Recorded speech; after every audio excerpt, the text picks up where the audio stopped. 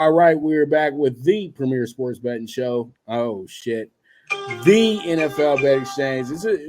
They're all premier sports bet shows. You know what I mean? So, but this is the NFL Bet Exchange. I got to get used to it. I'm so sorry, but let's go ahead jump into our next group. And man, this one should be a fun one because dun, dun, dun, dun, it's the Cowboys, the most popular team in the NFL. Nobody can even argue that. Well, you know what? I would say that Raider fans can argue that because I think the most intense, most illogical fans are in both fan bases. They're literally their brother and sister, in my opinion. You know what I mean? Like they started in the same. Well, they're not even brother and sister. They're the evil twin brothers of the NFL. You know what I mean? One has black and one is silver and black. The other is silver and blue. So modern day Cain and Abel. So pretty much you have the Cowboys who always are going to be the talk of the division. This team is a special. You special when everybody in the division is your rival. How many teams can really say that, Jeff? I think there's only three teams that can truly say the whole division is their rival. I would say Pittsburgh, Dallas, and the Raiders. Like everybody literally hates you. You know what I mean? Out the group. But that means because you win. So pretty much you look at the Cowboys and it's the same old damn song. Dak Prescott, is he gonna be is he finally gonna take us to a conference championship game? No more Zeke. Now we're gonna rest all of our laurels on Tony Pollard, a guy with the snapped leg. All right. What's next? CeeDee Lamb. Oh my God, he wears number 88, so he's gonna be the next Hall of Famer on the team. Okay. What else? We got Zach Martin. He's your most valuable player, but for some odd reason, Jerry doesn't want to pay him.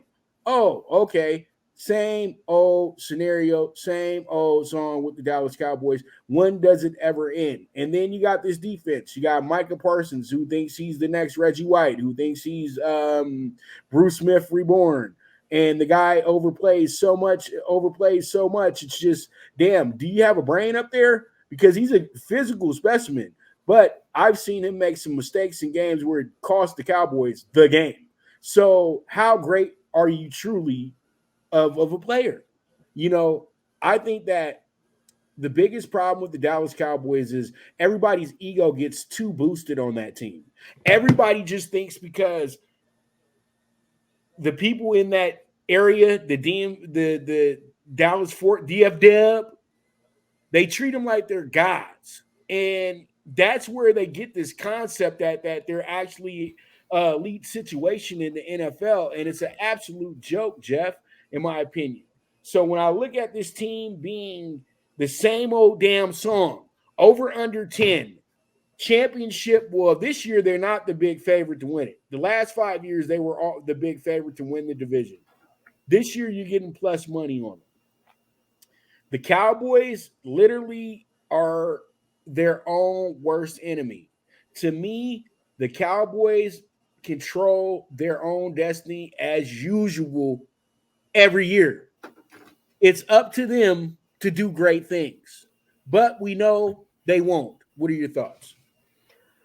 I on paper, which we will get to, the Philadelphia Eagles are the best team in the division. They're the best team in the NFC. Some might think they're the best team in football.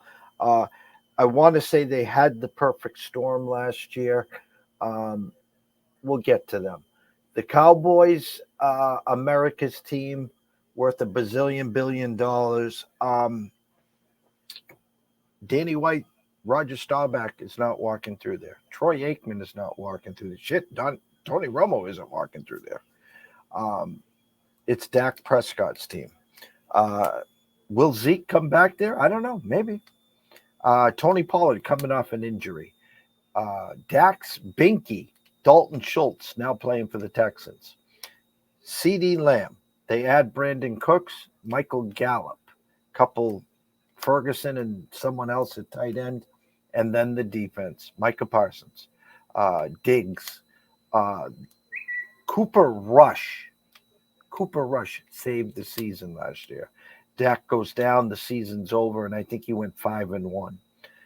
Today on this show, I would say I would take the plus 140. I saw as high as plus 160 at one point for Dallas to win this division. Now, do I expect them to? Well, if I keep saying I think Philly could get picked off week one and Dallas could win opening day in the Giants, that could flip flop after game one. There's a lot of question marks. Jerry has now turned the play calling to Mike McCarthy. The OC Kellen Moore now with the Chargers. So this ought to be, they want to go back to a ground and pound. They want to go to a lot of RPOs with Dak running the ball even more. So for this show today, I would take them as division champs. Under over 10, I think 10-7 is not out of the question. Could I see an 11-6? I can. There's a lot of wild cards in this division with Washington and the Giants. If healthy, I think they are the team to beat just because I don't expect the Eagles to repeat. And as you and I both know, it's been forever since there's been a repeat champion for division-wise in this division. So I today lean Dallas to win this division. I like it. And you know what? And Dallas, and I'm only frustrated with Dallas because Jeff knows we've been doing this. This is our fourth year going into this show. The last 3 years, I picked this team to win the division. They've won the division 2 out of 3 of those years. But I've also picked this team to be in the conference championship, and I'm just fed up. You know what I mean? I'm like Dallas Cowboy fan, real Dallas Cowboy fans, not the ones that are just hoping and wishing. But I'm just fed up with it. And I'm not a Cowboys fan, so let's not get things twisted. But I'm just fed up with the underachieving. You know what I mean, Jeff? So they really do got to step it up because these guys don't have too much more time. They're getting older as is. You know what I mean? And you want to see things go well. And then you say they want to go back to having a running game. And ask myself, okay, you want to go back to having a running game, but you got rid of Zeke. So what are we doing here? You know what I mean? And I just don't get it. And I think that the Cowboys, just don't confuse yourself. And I think that possibly they can go with the motions and they will be the team to beat. They're always the team to beat in the East, period, point blank. And I think that should be on everybody's head. I think also the fact that Ronald Jones has got a 2 or 3 game suspension. They do have Malik Davis. They have that little water bug, Deuce Vaughn. Listen, I wouldn't be shocked if Zeke heads back to Dallas, Dalvin Cook heads back to Minnesota. I wouldn't be shocked there. I said tongue-in-cheek wise, Zeke, why don't you just follow what Emmett did and go to Arizona and just ride off into the sunset because there's an opening there in Arizona. They don't want to spend the money because they're going to be fighting for the number 1 pick next year anyways.